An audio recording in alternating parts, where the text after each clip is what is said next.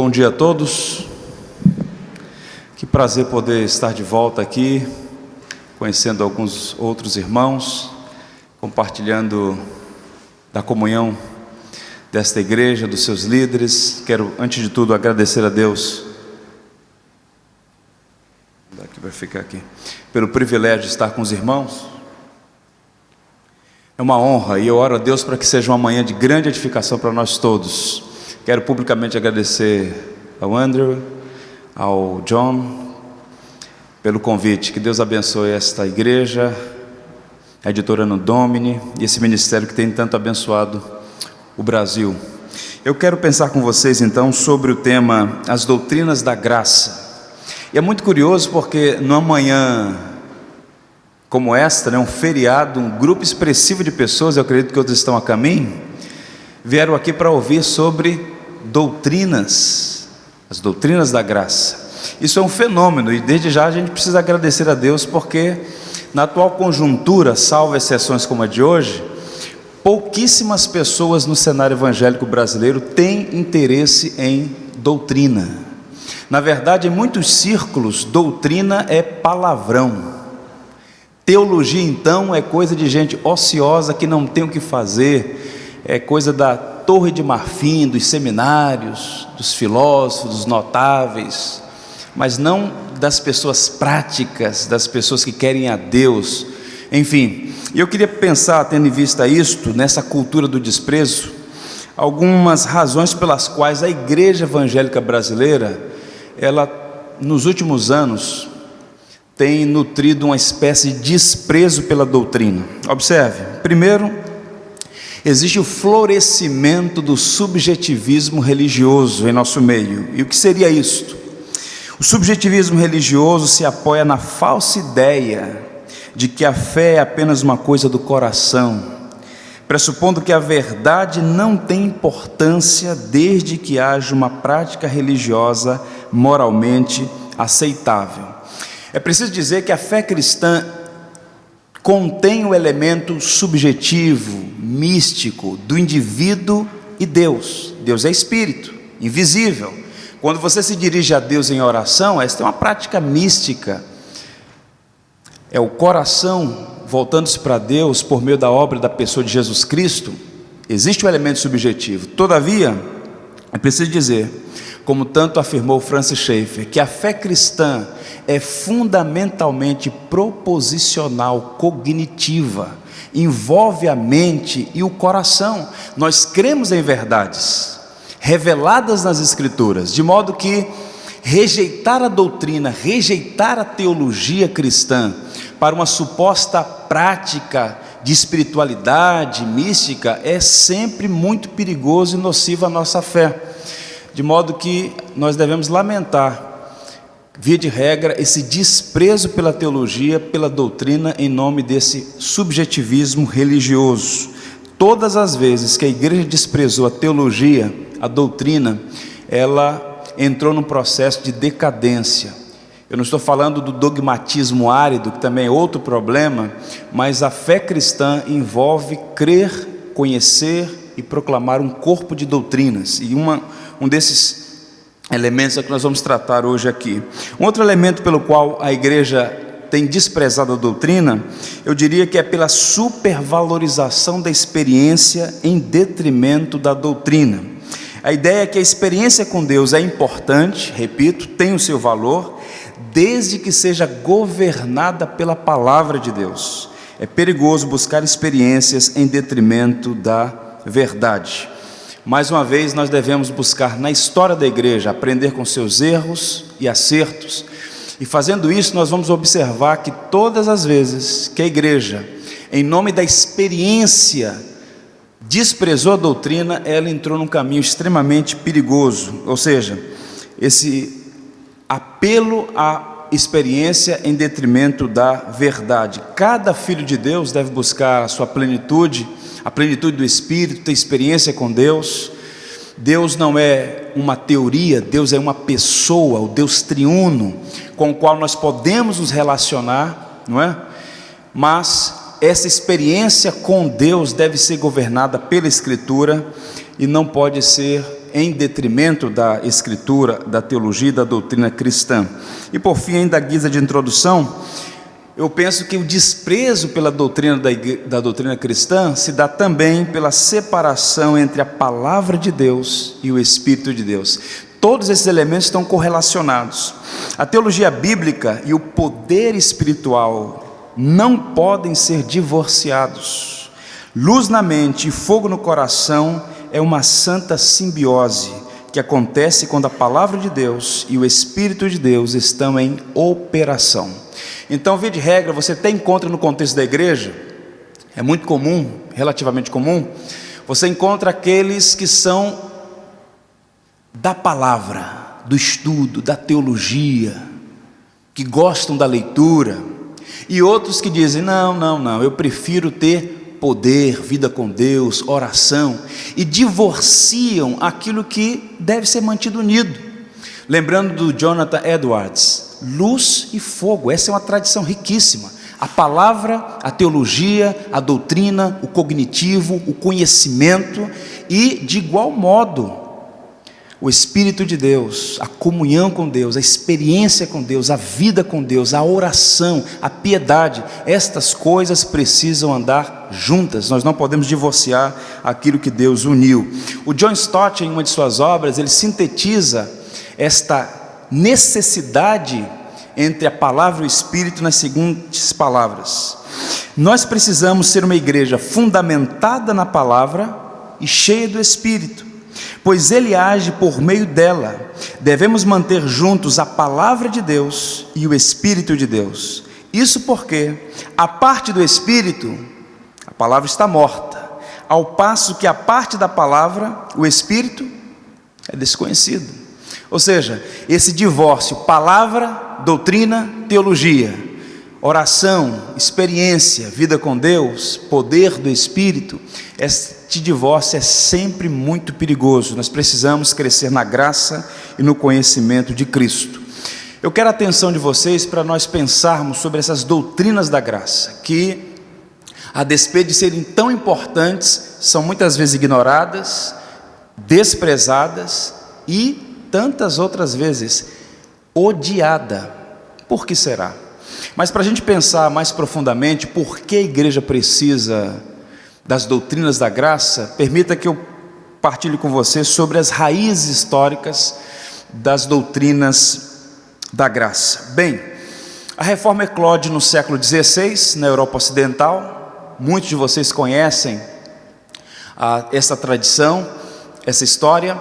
1517, lá no dia 31 de outubro, em Wittenberg, Lutero afixa nas portas do castelo de Wittenberg as suas famosas teses. A reforma ganha força, ganha fôlego, ela percorre toda a Europa, ela atravessa os oceanos, está o movimento reformado entre os maiores eventos do milênio passado.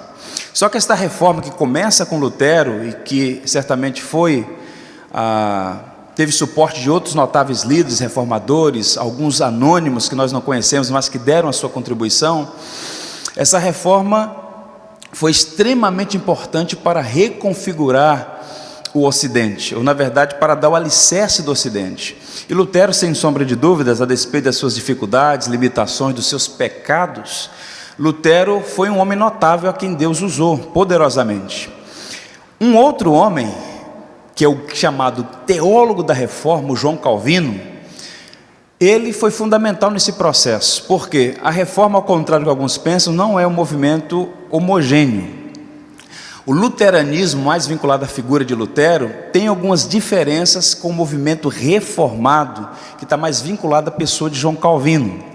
A reforma, em linhas gerais, foi um movimento de retorno à sã doutrina, teve implicações políticas, sociais, econômicas, como eu disse, para muitos é a base, em alguns aspectos, do que a gente tem hoje no Ocidente. Mas o movimento reformado que começa a partir de Genebra, Calvino, Genebra foi um reduto, um lugar onde recebeu muitas pessoas perseguidas nas ilhas britânicas, em outras partes da Europa, e que se tornou um centro catequético. O John Knox, por exemplo, estudou em Genebra, foi ele o grande reformador escocês, onde nasce a igreja presbiteriana, aprendeu com Calvino em Genebra, ou seja, a cidade de Genebra, a pessoa de Calvino, influenciou substancialmente o movimento reformado. E nesse recebimento de pessoas de várias partes do mundo, que muitos deles voltaram, esse movimento chegou em tantos outros países, dentre eles a Holanda. E no início do século XVII, a Holanda, que por muito tempo viveu debaixo da tirania da coroa inglesa, católica até a medula, a igreja, ou a Holanda, acabou abraçando a fé reformada, agora estava liberta da tirania da coroa espanhola e também abraça as ideias da reforma. E é fundada então a Igreja Reformada Holandesa, majoritária naquele país. E dentro dessa igreja surge um homem, um ministro da igreja, chamado Jacó Armínio, que também, como tantos outros, de várias partes do mundo, foram a Genebra para estudar, para aprender, para buscar refúgio em tempos de perseguição. E o Armínio, ele estudou diretamente com Teodoro Beza, que foi sucessor de Calvino, um grande teólogo de Genebra, que também deu uma enorme contribuição para o movimento reformado. Voltou para a Holanda, tornou-se ministro da Igreja Reformada Holandesa, mas aos poucos Armínio foi se distanciando da teologia reformada, em particular da soteriologia reformada. Ele nunca o fez publicamente, ou seja, era sempre uma situação assim implícita. Alguns afirmam que ele fazia isso entre os alunos, informalmente. Até que depois da sua morte, um grupo de ministros influenciados por ele apresenta às autoridades públicas da Holanda, né, os seus 5 artigos que deram base para os chamados 5 pontos do calvinismo. Eles apresentam isso em 1609, salvo engano, um documento. Os remonstrantes passaram a ser chamados de arminianos, e esses artigos são a base da teologia arminiana, que está na contramão ou está diametralmente oposto à teologia ou à soteriologia reformada. Pois bem, uma coisa muito curiosa é que o Armínio, embora discordasse em muitos pontos da teologia de Calvino, tinha um profundo respeito por ele. Eu quero compartilhar com você um texto que eu acho que vale a pena para a gente aprender a discordar sem ser deselegante, sem ser beligerante, aprender a ter paciência com o outro, a paciência com o fraco e admirar as virtudes do outro. Olha o que Armínio disse sobre Calvino. Depois da leitura das Escrituras, e mais do que qualquer outra coisa, eu recomendo a leitura dos comentários de Calvino, pois afirmo que na interpretação das Escrituras, Calvino é incomparável e que seus comentários são mais valiosos que qualquer outra coisa que nos tenha sido legada nos escritos dos pais. Está aqui Armínio fazendo uma declaração sobre a pessoa e a obra de João Calvino. Ou seja, ele discorda em muitos pontos, ele é o pai de um grupo de pessoas que vai discordar publicamente, por meio até de documento, em 1610, agora encontrei a data aqui nos arquivos, mas ele tem um profundo respeito e admiração. Isso é muito interessante porque Calvino, embora seja uma das maiores mentes da história, muitas vezes ele é absolutamente ignorado, desconhecido, em alguns círculos odiados. Aí quando você conversa com uma pessoa, quais obras de Calvino você já leu? Não li não, eu vi um textozinho na internet anteontem. Ou seja, a pessoa não sabe nada, mas cria-se uma aversão a partir de caricaturas que são o que foram ao longo dos séculos criadas em torno do nome de Calvino. E aqui uma pessoa que estava naquela ambiência, naquele contexto, e diz: olha, dentre os pais da igreja não conheço alguém tão notável quanto Calvino, embora discordasse de muitos pontos da teologia de Calvino. Pois bem, então esses ministros, 46 deles, apresentam esse documento, e havia um desconforto na Holanda que começou a ganhar força.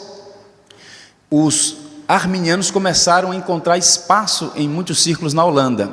Então um grupo pediu, ou mesmo as autoridades perceberam que havia necessidade de fazer uma intervenção, e Maurício de Nassau, observem isso, Maurício de Nassau convocou o Sínodo de Dort.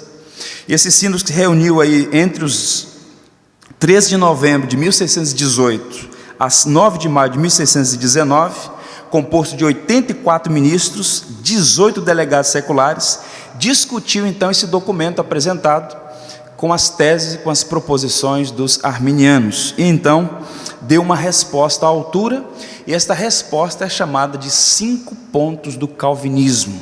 A gente conhece, pelo menos muitos de vocês conhecem, a partir do acróstico tulip, que é uma flor muito típica da Holanda. É curioso notar que, embora não se saiba como e quando esse acróstico começou a ser usado, há um estudioso que diz que não há evidências do uso desse acróstico antes do século XX. Mas o ponto é que é muito conhecido por meio deste acróstico. Significa total depravação, eleição incondicional, expiação limitada, irresistível graça, perseverança dos santos. Observem. Embora nem todos os autores concordem com a nomenclatura, por exemplo, este livro notável que vocês estão tendo acesso em língua portuguesa, um dos autores aqui, o Montgomery Boyce, ele sugere, por exemplo, uma nomenclatura diferente, mas os pontos e o coração, o conteúdo é o mesmo. O Sproul prefere, por exemplo, ao invés de depravação total, de corrupção radical, mas o conteúdo é fundamentalmente o mesmo. E eu digo para vocês, embora existam homens notáveis, crentes, piedosos, que tenham dado enorme contribuição para a edificação da igreja ao longo desses séculos, desde então, curiosamente, e aqui eu faço isso com muito respeito e com muito cuidado, via de regra, o perfil das pessoas que desprezam, ignoram, ou odeiam e combatem as doutrinas da graça, é bem interessante. Eu quero te apresentar aqui algumas coisas que, via de regra, estão presentes por trás da rejeição a estas doutrinas. Primeiro, ignorância, orgulho, incoerência e desprezo. O que significa isso? Ignorância porque boa parte, pelo menos na minha experiência, pessoas com as quais eu convivo e converso sobre o assunto, nunca leram nada a respeito, ou leram extratos muito superficialmente.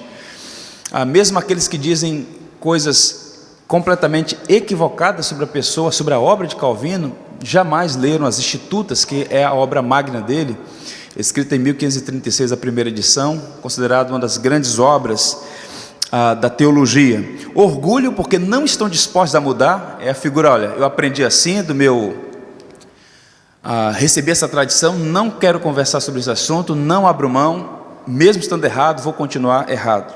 A incoerência porque não creem, por exemplo, na doutrina da eleição incondicional, mas oram pela conversão de um parente, de um amigo, né?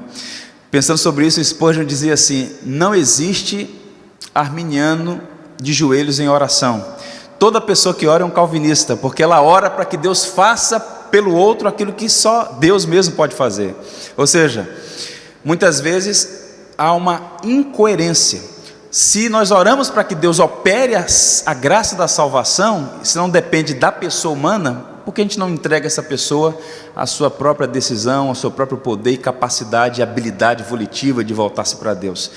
Ou seja, é um ponto de incoerência. E o desprezo, tem gente que não tolera nem ouvir sobre o assunto. Um amigo meu, não faz muito tempo, um pastor, ele começou a meditar sobre essas questões já há algum tempo, né? Ele falou: vou reunir o conselho da minha igreja e vou apresentar, fazer um panorama sobre isso e chamar as pessoas a refletir, a pensar. Ele começou a reunião num sábado de manhã com uns 30 e poucos líderes da sua igreja. Antes do meio-dia tinha 3 pessoas na sala, e hoje ele não está mais no pastorado daquela igreja. Então aqui uma dica: tome cuidado com o que você vai fazer, porque há pessoas que não querem nem ouvir falar do assunto, ou seja, há um desprezo. Aqui 2 observações antes de a gente prosseguir. A primeira delas: as doutrinas da graça estão fundamentadas nas Escrituras e não na pessoa de João Calvino. Nós admiramos a pessoa de Calvino, tal como Lutero, repito, pecador, falho, com muitas fraquezas, alguns pecados indesculpáveis, mas cuja contribuição é incomparavelmente maior. E, no entanto, Calvino não inventou nada, ele simplesmente trabalhou para resgatar doutrinas que estavam obscurecidas, e ele, com a mente inteligente que tinha, com os dons e habilidades que o próprio Deus concedeu a ele, ele sistematizou, difundiu e trabalhou para promoção da soberania de Deus, que é aquilo que movia a sua paixão, a graça soberana de Deus. Então, essas doutrinas não têm origem em Calvino, nem pertencem a Calvino, são oriundas da própria Escritura.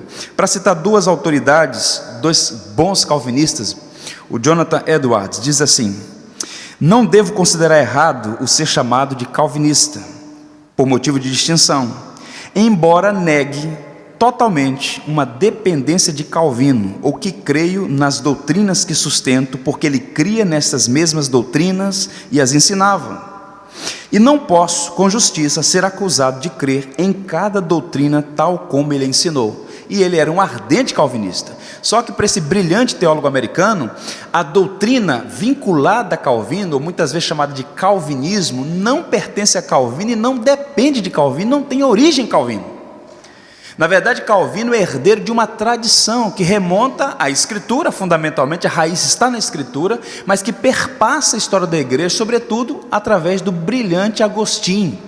Você vê que Lutero, Calvino e os demais pensadores reformados que fizeram escola, que influenciaram significativamente, eles todos subscreveram em muitos pontos a teologia de Agostinho, perdão. Tanto é que, se você observar as institutas da religião cristã, dos pais da igreja que Calvino cita, disparadamente Agostinho é o mais citado. Calvino está bebendo na fonte de Agostinho, você está se aprofundando nas leituras que Agostinho fez, nas obras que escreveu, e ele está de algum modo sistematizando, dando forma e apresentando à sua geração essas gloriosas doutrinas que estavam sendo obscurecidas por variadas razões. Um outro grande pregador contemporâneo também do Edwards, o George Whitefield, ele disse: aceito o esquema calvinista não por causa de Calvino, e sim porque Jesus Cristo o ensinou para mim. Os arminianos se arrepiam quando ouvem isso, né? Porque dizer que Jesus Cristo era calvinista é uma blasfêmia para os arminianos. Mas o George Whitefield, que era um grande pregador, dizia: olha, eu não aprendi isso de Calvino, foi de Cristo, foi Cristo que me ensinou as doutrinas da graça.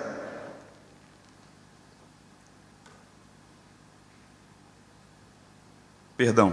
Então, essa é a primeira observação. A segunda observação: as doutrinas da graça não são um acréscimo à revelação, mas um retorno à essência do Evangelho. Isso é muito importante afirmar, porque os reformadores eram objetos de todo tipo de acusação. Havia uma propaganda muito forte, romanista, contra os reformadores, todo tipo de calúnia, acusando a moral deles, acusando a doutrina, invencionices, de dividir a igreja mãe e tal. E os reformadores jamais aceitaram a ideia de que estavam inventando algo, ou que estavam construindo algo a partir do nada. A proposta era uma reforma, um retorno à sã doutrina, um retorno ao Evangelho. Os 5 solas, por exemplo, todos eles, não é? Estão ancorados na Escritura, e eles todos buscavam um retorno, e não a partir do nada construir uma igreja, muito pelo contrário. E é muito curioso notar que essas doutrinas, chamadas de doutrinas da graça, os 5 pontos do calvinismo, não são uma acréscima revelação. A fundamentação bíblica, você pega, por exemplo, os catecismos de Westminster, o catecismo de Heidelberg, você pega os próprios cânones de Dort, que foram elaborados a partir do século XVII na Holanda, a fundamentação bíblica, a exegese hermenêutica irretocável, e feito pelas melhores mentes, homens profundos, conhecedores de grego, hebraico, de teologia, de história da igreja, homens que se debruçaram sobre a Escritura para construir documentos, símbolos de fé, que estivessem profundamente fundamentados na Escritura. Você pega, por exemplo, a Igreja Reformada na França, um documento que ela faz em 1559, sob a influência de Genebra, né, dos huguenotes franceses, um documento que dizia claramente que visões, experiências, sínodos, concílios, autoridades, bispos, nada disso podia jamais entrar em contradição com a Escritura, que a palavra é o tribunal supremo da nossa consciência, a regra fundamental da nossa vida. Ou seja, tudo fundamentado na palavra. Antes de pensarmos sobre o porquê a igreja evangélica brasileira, a igreja contemporânea, precisa das doutrinas da graça, eu não vou poder, obviamente, tratar todos os pontos aqui, mas eu queria lhe mostrar alguma coisa sobre o primeiro ponto do calvinismo, ou a primeira das doutrinas da graça, chamada de depravação total. Essa expressão, via de regra, ela é mal compreendida. Se você ler esta obra aqui, o autor vai observar isso muito claramente. Essa é uma expressão muito mal compreendida, distorcida. Você conversa com uma pessoa, você é um homem totalmente depravado. Você falar isso para o seu avô, ele vai cair para trás e falar: não faça isso, meu filho. É uma expressão que tem outras conotações. Mas o que é que eles queriam afirmar com essa expressão? Ou aquilo que o Sproul chama de corrupção radical. Uma definição breve: a natureza humana é profunda e fortemente escravizada pelo pecado. Essa sujeição ao pecado de Adão é total em sua extensão, embora não em sua intensidade. O pecado original corrompeu todo o homem e o homem todo, todas as pessoas, e o homem por inteiro.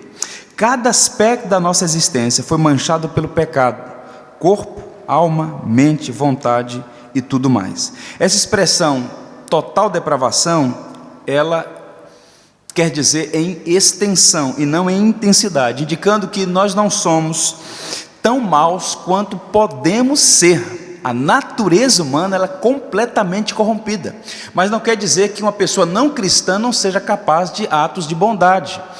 Os reformadores, quando trabalharam com esse ponto, que também tem vínculos profundos com Agostinho, com a doutrina do pecado original, eles criaram uma resposta, ou deram uma resposta, usando a expressão virtude civil. Vamos tentar pensar aqui, lá na sua convivência, no seu trabalho, onde você mora, você vai encontrar, como eu também, pessoas que não são cristãs, mas que são bondosas, que são amáveis, que são generosas, que são honestas, bons cidadãos, que respeitam as leis, pagam seus impostos, bons pais de família. Então eles disseram, do ponto de vista da justiça civil, o homem, portador ainda da imagem de Deus, ainda que arranhada e manchada, ele é capaz de fazer coisas boas.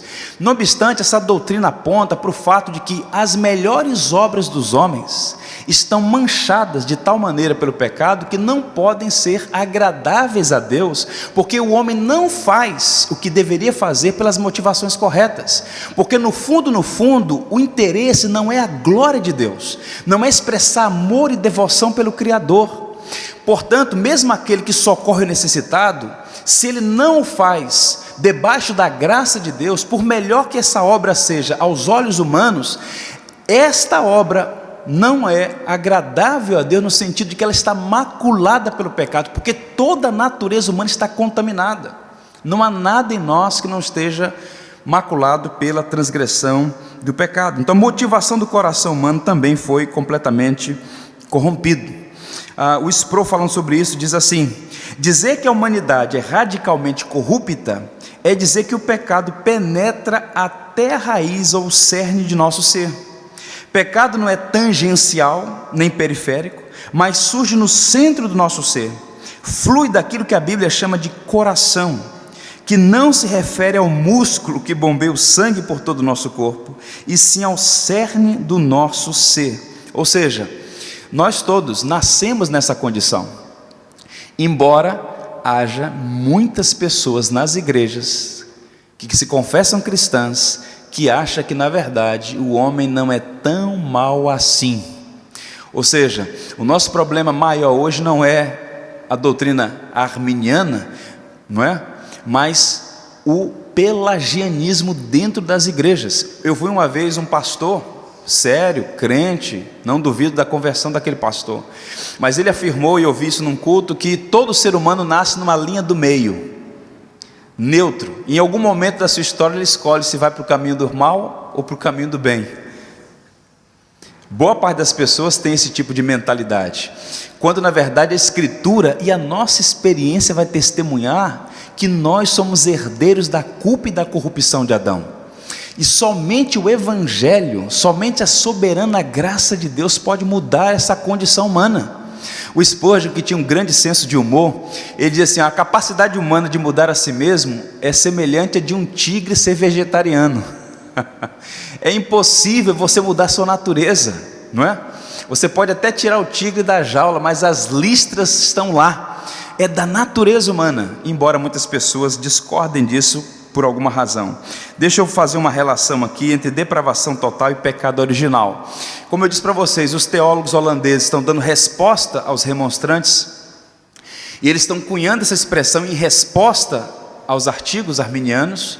Eles cunham essa expressão, depravação total, mas essa expressão tem uma completa dependência e correlação a outra doutrina magna da igreja, que é a doutrina do pecado original. Ou seja, se nós levarmos, repito, atenciosamente, fizemos uma leitura atenciosa das obras de Agostinho, brilhante teólogo, embora imperfeito também, um dos tratados de Agostinho é sobre o pecado original, que é uma resposta a Pelágio, um monge britânico, que criou certas dificuldades naquele período, e Agostinho escreveu e entrou em controvérsia profunda com Pelágio, e Agostinho vai defender a tese, a doutrina, melhor dizendo, ancorada no Novo Testamento, na Escritura como um todo, de que ao contrário do que pensava Pelágio, o homem não nasce bom e é corrompido pelo meio, o homem já nasce nessa condição, tal como Davi. Nós todos nascemos em iniquidade, fomos formados em pecado, nós herdamos essa natureza corrompida.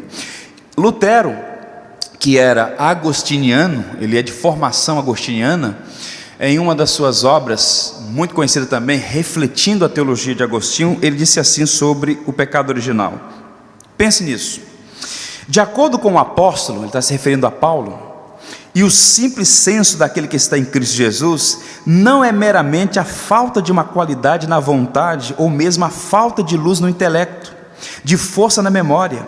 Antes é uma completa destituição de toda retidão e capacidade, de todos os poderes do corpo, bem como da alma, e de todo interior e exterior. E ele prossegue. Além disso, é uma inclinação ao mal, uma aversão ao bem, uma desinclinação em direção à luz e sabedoria, é amor de erro e escuridão, um fugir de boas obras e um detestar a elas, um correr ao que é mal. É uma descrição terrível, mas ela é verdadeira. O que ela está dizendo é o seguinte: não é tangencial, não é externo, não é uma manchinha no seu coração que o sabão lava. Não, é na medula, é no cerne, é no coração. Nós fomos criados por Deus e para a glória de Deus. Nós fomos criados à imagem de um Deus santo, triuno, criados para a glória dele. Não obstante a isso, nós temos uma natureza que repele, que tem aversão, que se esconde, que foge, que odeia Deus. E não é um tirano, é um pai benfeitor, gracioso, amável. E por que isso acontece? Porque nós fomos corrompidos pelo pecado desde o Gênesis, desde a queda de Adão. Calvino, tal como Lutero, nessa mesma tradição, são todos assuntos correlatos, não é? O assunto, por exemplo, muito controverso do livre-arbítrio, eu quero indicar um livro bom para vocês lerem e aprofundar essa reflexão, Sola Gratia, né? A história dessa controvérsia entre livre-arbítrio e a graça soberana, escrito pelo Sproul. Um livro muito bom. Sobre o livre-arbítrio, olha o que Calvino disse: essa liberdade é compatível em sermos depravados, servos do pecado, incapazes de fazer nada senão pecar. Nesse aspecto, então o homem é dito ter livre-arbítrio, não porque tem uma escolha livre do bem e do mal, mas porque age voluntariamente e não por compulsão. O homem não é forçado a ser servo do pecado, mas é um escravo voluntário, e sua vontade está atada com as amarras do pecado. Ou seja, essas doutrinas, elas começam com uma boa antropologia. O que é o homem? Porque o homem é como é. E ela vai ao coração da Escritura e diz: este ser criado à imagem de Deus caiu tão profundamente que toda a sua natureza foi corrompida, de modo que ele voluntariamente é um escravo do pecado, ele ama o pecado. A fim de ilustrar estas verdades, os antigos, já há algum tempo, já há bastante tempo, criaram uma ilustração muito curiosa para mostrar essa natureza humana caída e o que é a regeneração. A metáfora do porco e da ovelha. O porco é da natureza dele a lama. Você pega um porquinho, dá um banho nele, bota num pet desse da vida? Dá um trato, dá um banho, coloca perfume francês e um lacinho rosa. A primeira poça de lama que o porco encontrar, o que ele vai fazer? Vai dar um salto mortal e cair. É da natureza do porco ou não é a lama? A natureza humana em Adão se deleita naquilo que Deus despreza, porque a natureza foi corrompida. Quando você recebeu nova vida, quando a graça soberana o alcançou e você recebeu graça, você foi liberto dessa natureza terrível, agora é a natureza de uma ovelha. A ovelha pode eventualmente cair no mais terrível lamaçal, mas a natureza da ovelha se incomoda com aquilo, porque Deus implantou em nós uma nova natureza, que a despeito da tensão entre a velha e a nova natureza que ainda existe, até sermos revestidos de uma nova, de imortalidade ou incorruptibilidade, como diz Paulo aos Coríntios em capítulo 15, recebemos um corpo tal como o do Senhor, nós buscamos a Deus, diferente daquele que ainda não recebeu esta graça salvadora. Toda essa linguagem que eu apresentei a vocês até aqui, quando você tiver a oportunidade de ler os cânones de Dort, você vai perceber claramente que está refletido ali. Eu separei 2 artigos, o artigo 3 e 4 dos cânones, para mostrar para vocês então esta realidade. Olha só o que o texto vai dizer: depois da queda, o homem corrompido gerou filhos corrompidos. Então a corrupção, de acordo com o justo julgamento de Deus, passou de Adão até todos os seus descendentes, com exceção de Cristo somente.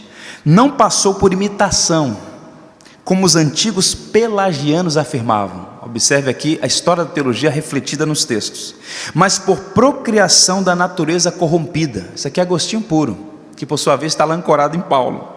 Portanto, todos os homens são concebidos em pecado e nascem como filhos da ira, incapazes de qualquer ação que os salve, inclinados para o mal, mortos em pecados e escravos do pecado, sem a graça do Espírito Santo regenerador, nem desejam, nem tampouco podem retornar a Deus, corrigir suas naturezas corrompidas, ou ao menos estar dispostos para esta correção.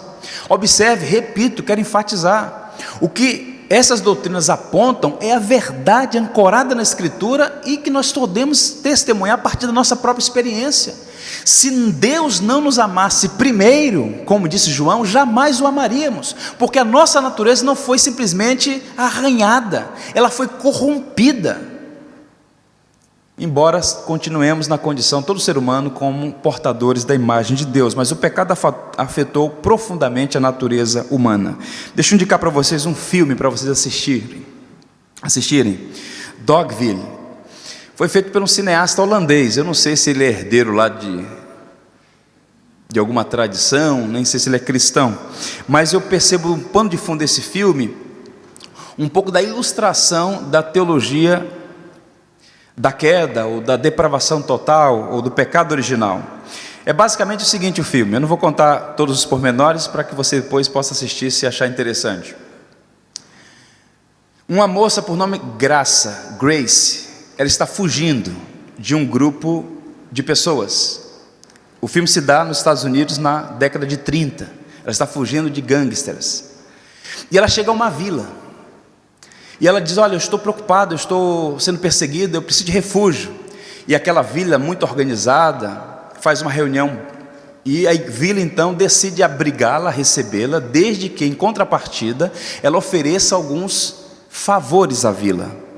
Ela: não, tudo bem, eu estou aqui disposta para servir, e o que vocês precisarem de mim, eu só preciso ter um lugar para ficar protegida.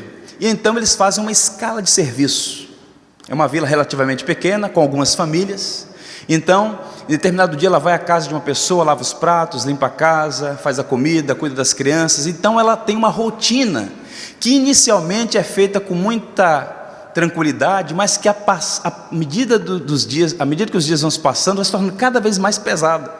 Até que ela agora não faz aquilo mais voluntariamente, mas ela é obrigada a fazer. E ela começa a ser maltratada, desprezada, abusada pelos homens da cidade. Ela agora não dorme mais livre, mas acorrentada. Ela está doente, mas ela é obrigada a trabalhar. De repente, alguns carros chegam à vila, cercam a vila, descem dos carros homens armados, e um homem distinto vai ao encontro da moça, abre a porta e vê ela naquele estado deplorável, completamente violentada por aquela comunidade. Ele a pega nos braços, a leva para dentro do carro e faz a seguinte pergunta para ela: o que você quer que eu faça com essa gente? O que você faria? O ser humano tem um potencial destrutivo, maligno, terrível, que só é restringido pela graça. O Lloyd Jones uma vez chocou a sua congregação nos anos da Segunda Guerra Mundial, quando do púlpito da capela de Westminster disse: se não fosse a graça de Deus restringindo o pecado em nós, nós seríamos piores do que Adolf Hitler. E a igreja, é a graça que restringe a nossa capacidade para o mal. O que o pecado é capaz de fazer em nós e através de nós é uma coisa assombrosa. Esse filme vai apontar para isso, sobre o nível da depravação total, a condição da corrupção radical do coração humano. Qual é o fundamento bíblico para isso? Leia os 3 primeiros capítulos aos Romanos e será suficiente, ou então apenas ligue a televisão por 5 minutos, está lá uma descrição da doutrina da queda. Vejamos o texto bíblico, que se conclui. Paulo vai fazer o fechamento da condição humana. Temos nós qualquer vantagem? Não, de forma nenhuma, pois já temos demonstrado que todos, tanto judeus como gregos, estão debaixo do pecado, como está escrito: não há justo nenhum sequer, não há quem entenda, não há quem busque a Deus, todos se extraviaram, a uma se fizeram inúteis, não há quem faça o bem, não há nenhum sequer. A garganta deles é sepulcro aberto, com a língua urda engano, veneno de víbora está nos seus lábios, a boca eles a têm cheio de maldição e de amargura, são seus pés velozes para derramar sangue, nos seus caminhos a destruição e miséria, desconhecem o caminho da paz, não há temor de Deus diante de seus olhos. Está aqui Paulo, judeu de cidadania romana, colocando todos os homens no mesmo nível, quer judeus que têm a Bíblia, quer não judeus que não têm a Bíblia, ambos estão condenados, porque o povo da lei tinha escritura, tinha lei, mas transgrediu contra a lei. E mesmo aqueles que não tinham a lei escrita, tinham a lei guardada, gravada no coração, a criação, que é o teatro da glória de Deus. E não obstante a isso, todo ser humano transgrediu a lei, está debaixo de jugo e maldição. Portanto, essa é uma doutrina profundamente ancorada na Escritura. Mas eu disse para vocês no início que boa parte das igrejas evangélicas hoje não creem nessas doutrinas, ou em particular na doutrina da depravação total. Hoje o que está configurado no mundo, em linhas gerais, e tristemente na igreja, é o chamado mito da inerente bondade humana. Rousseau, por exemplo, é o pai recente desta leitura, e é curioso, como disse um satirista francês, olha o que ele disse: jamais houve tantos que tenham sido mortos em nome de uma doutrina como essa, a de que os seres humanos são por natureza bons. Você pega os paladinos da Revolução Francesa, você pega os comunistas na China, na Rússia antiga, todos eles acreditavam que o homem nasce bom. E o Anatole France está dizendo: nunca tantos foram mortos em nome de uma doutrina como essa, que os homens nascem bons. Não, meu amigo. Já viu esse discurso em igreja? Meu querido, siga o seu coração. Eu digo lá para a igreja: olha, se você seguir o coração, você está perdido, porque o seu coração é corrupto, é enganoso. Você não deve seguir o seu coração, você deve seguir a palavra, que é lâmpada para os seus pés, luz para o seu caminho. O coração do homem é terrível. Quer ver um teste rápido? Experimente depois conversar com uma pessoa, só para mostrar para vocês como esse mito da inerente bondade humana está presente na sociedade e também na igreja. Você conversa com uma pessoa e diz assim: meu irmão, você é perfeito? Não. A não ser alguns jogadores de futebol, a maioria vai dizer: não, eu não sou perfeito, eu tenho minhas falhas. Ninguém é perfeito, né, pastor? Tá. Agora experimente falar assim: você é um pecador miserável, culpado e sem defesa diante de um Deus santo? Não, peraí, assim também não. Peraí. A sociedade pode não verbalizar, mas no fundo, há uma distinção. Quem é o pecador, miserável, transgressor, culpado e sem defesa diante de um Deus santo?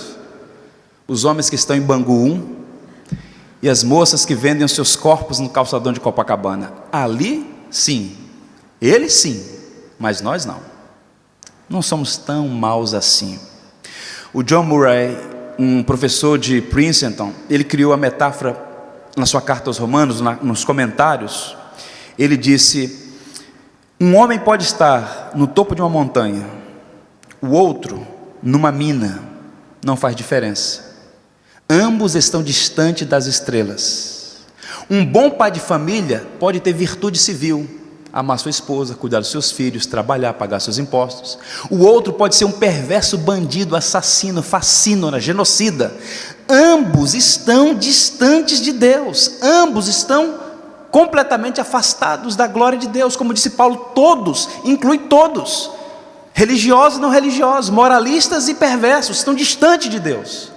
E esta doutrina precisa ser ensinada, por quê? Para que a graça penetre, o homem tem que ser confrontado com a espada da lei, e a lei afirma claramente que diante de Deus, não adianta orar e dizer: ó Senhor, eu te dou graça porque eu sou melhor do que o Fernandinho Beiramar. Diante de Deus, meus irmãos, como disse Daniel na sua oração: ó Deus, a ti compete a justiça, e a nós o corar de vergonha. Ao corar de vergonha. O Sproul disse assim: o pelagianismo permanece vivo e passa bem na casa evangélica. O Sproul também é notável, né? Um homem a quem Deus tem muito abençoado para a edificação da igreja no nosso tempo.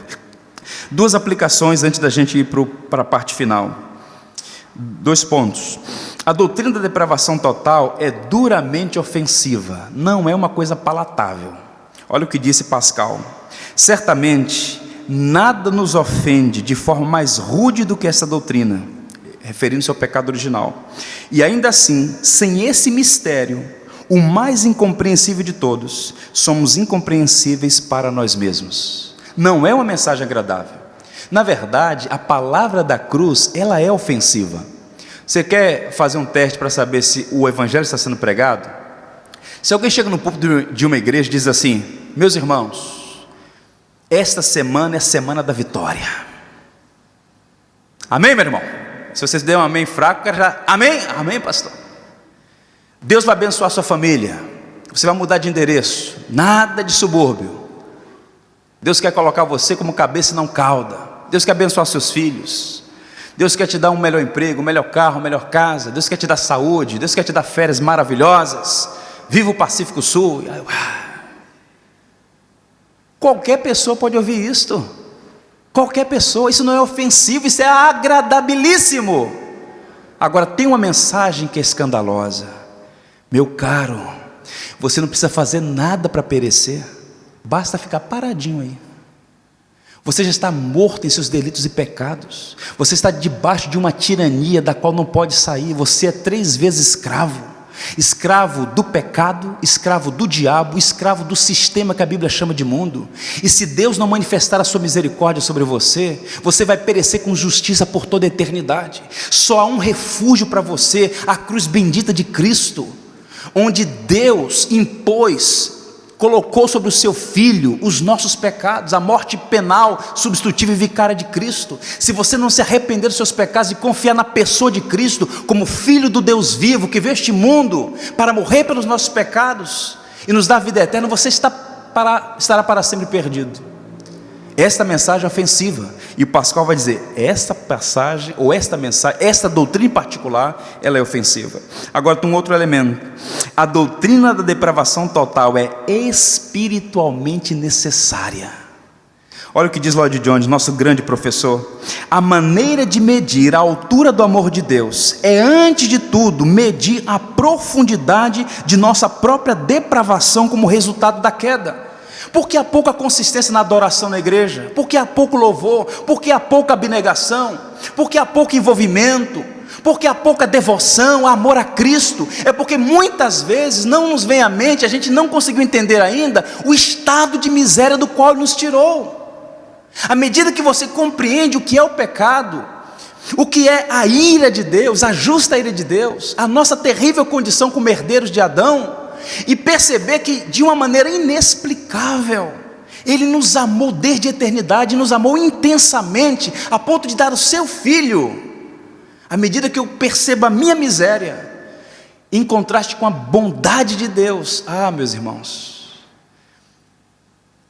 quando isso acontece, a gente passa a viver para a glória daquele que nos amou e por nós quis morrer, como diz um hino antigo, ou como Adoniran Judson: sou totalmente teu, Senhor.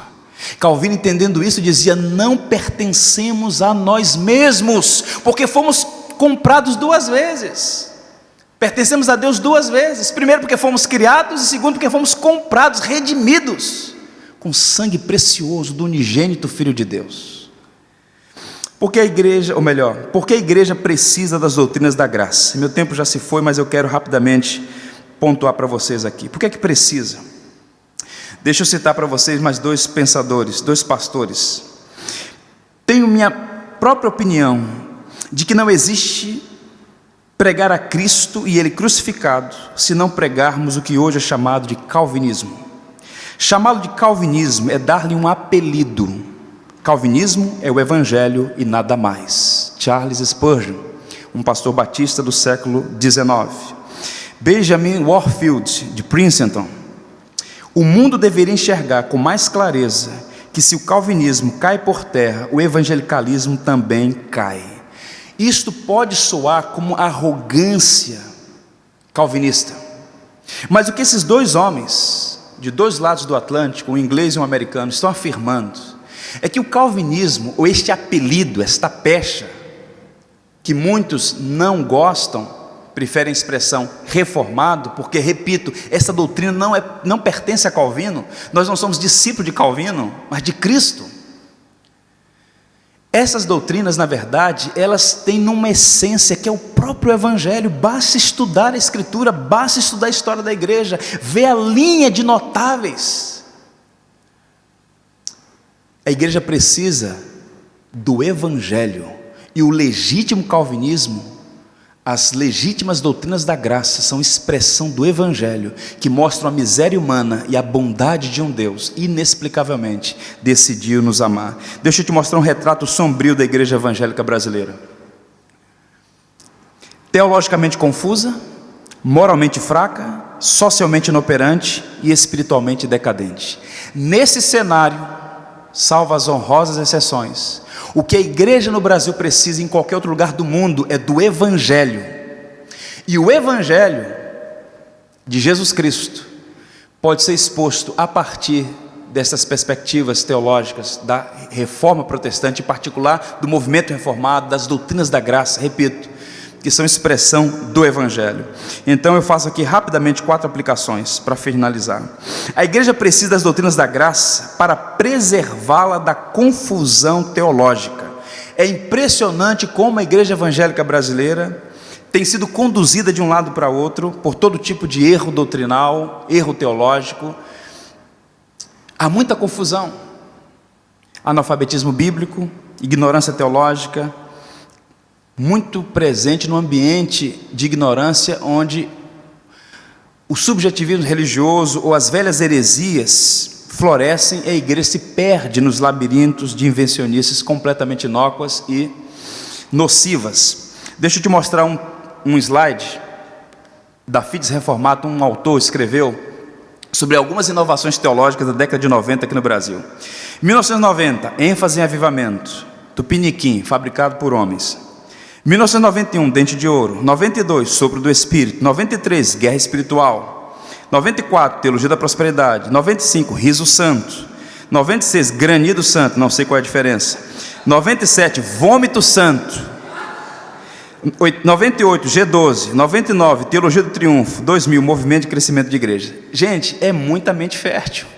E observe que o pecado afetou também a mente, e a mente é capaz de produzir esse tipo de loucura. Uma igreja confusa, absolutamente confusa. Aí você procura uma pessoa para conversar com ela: meu irmão, pastor, estou na igreja aqui desde que o reverendo Batatinha chegou nessa igreja, há 420 anos eu cuido da igreja aqui. Aí você chega para a pessoa e pergunta: meu irmão, Qual é a principal doutrina da fé cristã? Bem, pastor, o importante é o amor. Aí vem a unção de Dario, né? Aquele jogador de futebol lá do Atlético Mineiro, né? É o amor. Não sabe, porque é uma igreja confusa, irmãos. Porque o magistério, como foi afirmado aqui na primeira conferência no Domini, o magistério da palavra está sucateado, está marginalizado. O púlpito tem que ser lugar não para gracejos, mas para ensinar a escritura, para nutrir a fé. A igreja tem esse ministério catequético. Se um menino, um rapaz aprende física, química, não pode aprender teologia. Não, pastor, isso é um assunto muito difícil para o meu filho entender. O garoto vai para lá, para a universidade, e envolve-se com teorias, com tantos gráficos, tem aquela matemática complexa para caramba. Não pode aprender teologia? Os catecismos da igreja para as crianças. Meus irmãos, vamos investir na teologia sadia, na sã doutrina que promove saúde. Uma segunda necessidade: a igreja precisa das doutrinas da graça para fortalecê-la em tempos de frouxidão moral. Os reformadores foram acusados, e toda a tradição reformada desde então, de que esta doutrina da graça, de que Cristo fez tudo, você não precisa fazer nada, acaba incentivando ao antinomismo, à libertinagem. Olha, se Cristo já fez tudo, já pagou pelos meus pecados de ontem, de hoje, de amanhã, então vamos viver, quem é salvo está salvo, uma vez salvo, salvo para sempre. Aí começa a distorcer as doutrinas para ancorar, para amparar a sua perversidade moral. Isso é um erro. Por quê? Por que é um erro? Porque a graça que salva é a graça que transforma. A graça nunca anda só. Somos salvos pela graça para as boas obras. Paulo está escrevendo para um grupo que estava se fundamentando na sua justiça própria. E Paulo falou: meu amigo, não é pela justiça própria, é pela graça soberana.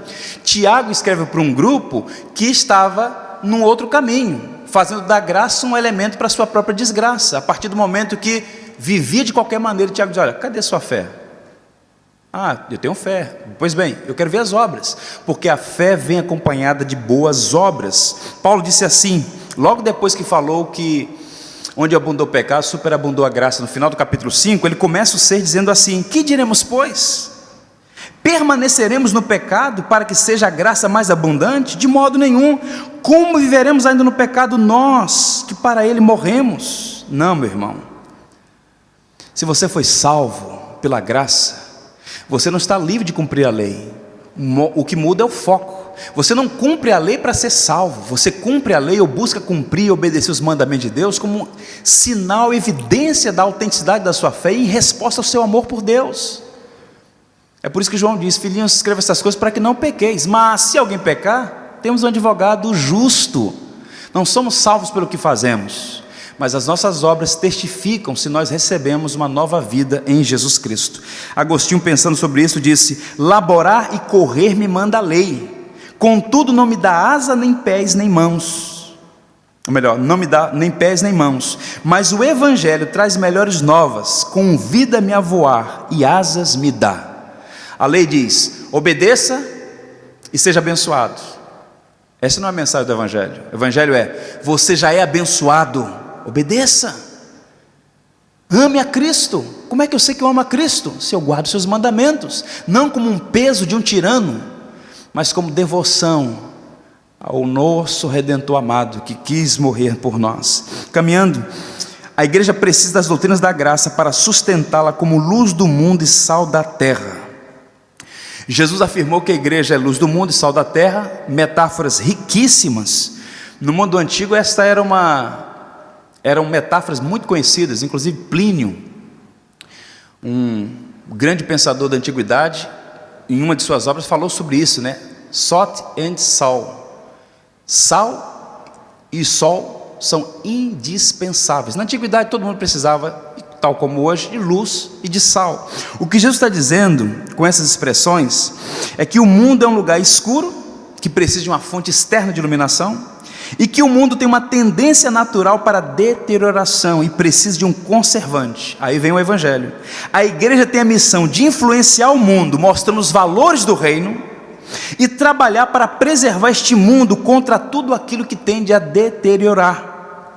A luz para nada serve se perder salinidade, e sua capacidade de salgar. E a luz escondida, como disse Jesus, não serve para nada. Agora veja o cenário evangélico brasileiro. A quantidade de crentes com gato net em casa é uma vergonha. Eu conheci alguns empresários, um deles me disse assim: eu não emprego evangélicos na minha empresa.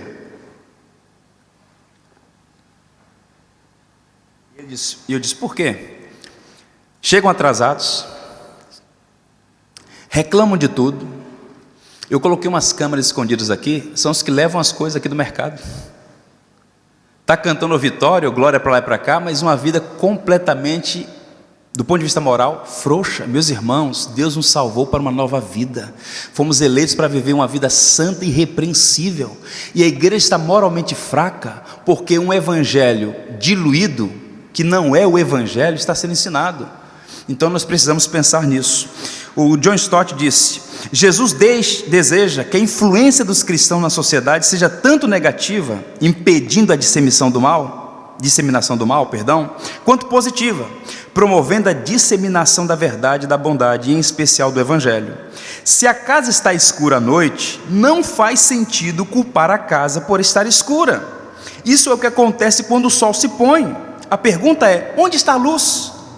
Do mesmo modo, se a carne se estraga e se torna intragável, não faz sentido culpar a carne por se estragar. Isso é o que acontece quando as bactérias são deixadas livres para se multiplicar. A pergunta a fazer é: onde está o sal? Assim também, se a sociedade se torna corrupta, como uma noite escura, um peixe que cheira mal, não faz sentido culpar a sociedade por sua corrupção. Isso é o que acontece quando o mal humano não é restringido e refriado. A pergunta a fazer é: onde está a igreja? Onde está o sal e a luz de Jesus? A igreja foi dada ao mundo como uma referência do evangelho, como uma referência do reino, e como algo que restringe o mal. Mas se os próprios cristãos não estão sendo luz do mundo e sal da terra, o que pode fazer? O que pode acontecer? Nós precisamos entender que o evangelho, em particular as doutrinas da graça, chama a igreja à responsabilidade, não de criar a utopia de um paraíso na terra. Nós não somos marxistas, nós somos cristãos.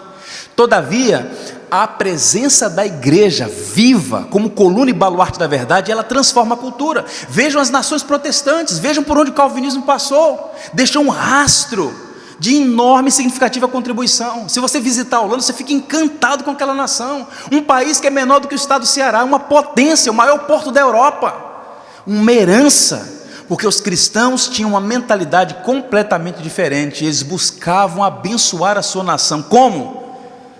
Com o evangelho. E o evangelho tem implicações para todos os campos do saber e para todas as áreas da nossa vida. Alguém disse: sou apenas um, mas sou um. Não posso fazer tudo, mas posso fazer alguma coisa. O que posso fazer, devo fazer. E o que devo fazer, pela graça de Deus, o farei. Essa é a nossa vocação. E a última aplicação, já não tenho tempo, então vou apenas mostrar uma ilustração. A igreja precisa das doutrinas da graça para vivificá-la como casa do Deus vivo. Doutrinas preciosas. As pessoas dizem: bem, doutrina é estéril, doutrina é árida. Reconheço, muitas vezes as doutrinas são apresentadas como algo árido, sem textura, sem sabor, sem vida. Sermões mortos matam, né? Disse alguém. No entanto, não há nada mais prático do que a doutrina, porque a doutrina tem uma implicação primeira, que é da vida. O modo de pensar influencia o modo de agir. E as doutrinas da graça vivificam, porque fala da nossa natureza, fala da graça de Deus, fala da nossa dependência dEle, fala da obra soberana de Deus sobre a igreja, enfim. Eu quero lhe contar uma história. Estou escrevendo um livro, se Deus permitir, logo logo vai estar pronto. Eu vou chamar de Histórias Fantásticas que não são contadas no Fantástico. Pelo menos o marketing acho que está melhor, tá bonzinho, não sei o conteúdo, vamos ver se a gente consegue melhorar, viu, Joel? Mas uma dessas histórias que eu pretendo compartilhar nesse texto foi contada por Charles Colson, que foi um assessor do ex-presidente Richard Nixon nos Estados Unidos. Ele disse que no dia 9 de junho de 1972 ele foi bombardeado em sua limusine a caminho da Casa Branca. Quando ele abre o jornal, ele se depara com uma foto histórica: Vietnã, julho de 72. O mundo está em guerra, aquela região dos Estados Unidos em guerra com o Vietnã. E os americanos, inadvertidamente, penso assim, lançaram bombas numa área que eles acreditavam que estavam seus inimigos, quando era na verdade um grupo de pessoas, um grupo de refugiados estava buscando proteção. E as bombas eram de uma espécie de gasolina gelatinosa, e as pessoas foram vitimadas ali. Essa foto central aí é de uma menina chamada Kim Pu. Ela está correndo em uma avenida principal em Saigon, ou em direção a Saigon, e ela foi duramente castigada por esta bomba gelatinosa. Ela experimentou, depois de 14 meses, 17 cirurgias, e teve alta e voltou para casa, sobreviveu. Essa é uma foto histórica de um inglês chamado Chris Way e um vietnamita. Essa é a história que todo mundo conhece, a famosa foto da guerra do Vietnã. Agora, quais são o que aconteceu depois desse período? Ela está na Vietnã do Norte, comunista, e houve um período em que os veteranos de guerra do Vietnã fizeram uma festa para rever os amigos e tal, uma comemoração, e eles começaram a pensar, que ele ganhou manchete nos Estados Unidos: onde está aquela menina da foto de 1972? E ganhou manchete mundial. Essa foto passou a ser conhecida a partir de então. E quando o governo comunista da Coreia do Vietnã do Norte ficou sabendo disso, tirou ela da escola, até então era desconhecida, rasgou os registros escolares dela, colocou ela para trabalhar na sede do governo e começou a catequizá-la nas teorias marxistas comunistas. Tudo bem. E ela começou a viver ali, mas muito triste, muito abatida, muito deprimida, uma pessoa com sérios problemas. Um cunhado a convidou para ir numa igreja clandestina, obviamente, e depois de muita relutância ela foi àquela igreja. E quando ela entrou ali, não foi uma teoria, não foi uma firula filosófica, não foi nada exceto o Evangelho, a maravilhosa graça de Deus que alcançou o coração daquela jovem. E ela então relatou o seguinte sobre a sua conversão: foi o fogo da bomba que queimou meu corpo, e foi o talento da médica que curou minha pele, mas foi necessário o poder de Deus para curar o meu coração. Que maravilha! Ela começou a estudar, teve chance de voltar a estudar, e ela veio fazer uma pesquisa em Cuba, também comunista. E quando ela está voltando, ela faz uma escala no Canadá, diz que ela está já casada. Veio uma coisa no seu coração: olha, eu vou descer aqui agora. Diz que ela de supetão desceu, chegou no aeroporto lá de Toronto, falou assim: olha, pegou na polícia, eu quero pedir asilo aqui no Canadá, o que eu devo fazer? A moça: apenas preencha esse documento. Ela preencheu, hoje mora no Canadá, e depois que a sua história começou a ganhar popularidade, ela foi chamada para falar no evento dos veteranos de guerra do Vietnã. Veja o que o Evangelho faz, veja o que é o poder do Evangelho. E ela foi, em 1996, o dia dos veteranos do Vietnã, e ali ela palestrou, e entre as coisas que ela disse, ouçam: eu sofri muita dor emocional e física, algumas vezes eu achava que eu não iria viver, mas Deus salvou a minha vida e me deu fé e esperança. O Evangelho é o poder de Deus, testemunhando da graça, desta graça soberana que foi o encontro dela, salvou, a abençoou. E aí ela disse mais o seguinte: se eu pudesse falar face a face com o piloto que me deixou cair a bomba, eu poderia lhe dizer que não podemos mudar a história, mas poderíamos fazer coisas boas presente para o futuro e para promover a paz em Cristo. Quando ela está falando isso naquele dia, um homem já ancião começa a vir pelo corredor em direção à plataforma onde ela está falando. Eu fui o homem que soltei aquela bomba. Cristão, se abraçam, está ali uma evidência do poder do Evangelho, dessa soberana graça que faz o improvável. Numa nação totalitária, de regime totalitário, avessa ao Evangelho, era improvável que aquela moça fosse alcançada por esta mesma graça que nos alcançou, mas Deus foi lá no encontro dela, e não lhe apresentou: olha, você apenas tem algumas fraquezas, faça isso ou faça aquilo. Não, é o Evangelho, é o que Deus fez para nos salvar em Cristo, e vive hoje bem, pregando o Evangelho. É uma médica no Canadá. Louvado seja Deus por isso. Eu quero pedir a você que fique em pé. Nós vamos ler um texto da Escritura. A doutrina da graça, meus irmãos, cultiva a humildade, encoraja a piedade, incentiva a santidade, fortalece o evangelismo, inspira a adoração a Deus. Eu quero te encorajar a conhecer as doutrinas da graça, a se aprofundar. Comece por esse texto, um belíssimo livro que pode te ajudar a enriquecer-se sobre essas doutrinas. Repito, cultiva a humildade, encoraja a piedade, incentiva a santidade, fortalece o evangelismo, inspira a adoração ao Deus vivo. Eu quero que nós todos leiamos juntos uma porção de Paulo aos Romanos, uma doxologia que mostra o louvor que deve fluir do nosso coração. Vai ser projetado aqui para facilitar a leitura. Vamos ler juntos? Ó profundidade da riqueza, tanto da sabedoria como do conhecimento de Deus! Quão insondáveis são seus juízos, e quão inescrutáveis seus caminhos! Quem, pois, conheceu a mente do Senhor? Ou quem foi o seu conselheiro? Ou quem primeiro deu a ele, para que lhe venha a ser restituído? Porque dele, por meio dele, para ele são todas as coisas. A ele, pois, a glória eternamente. Amém. Amém, meus irmãos.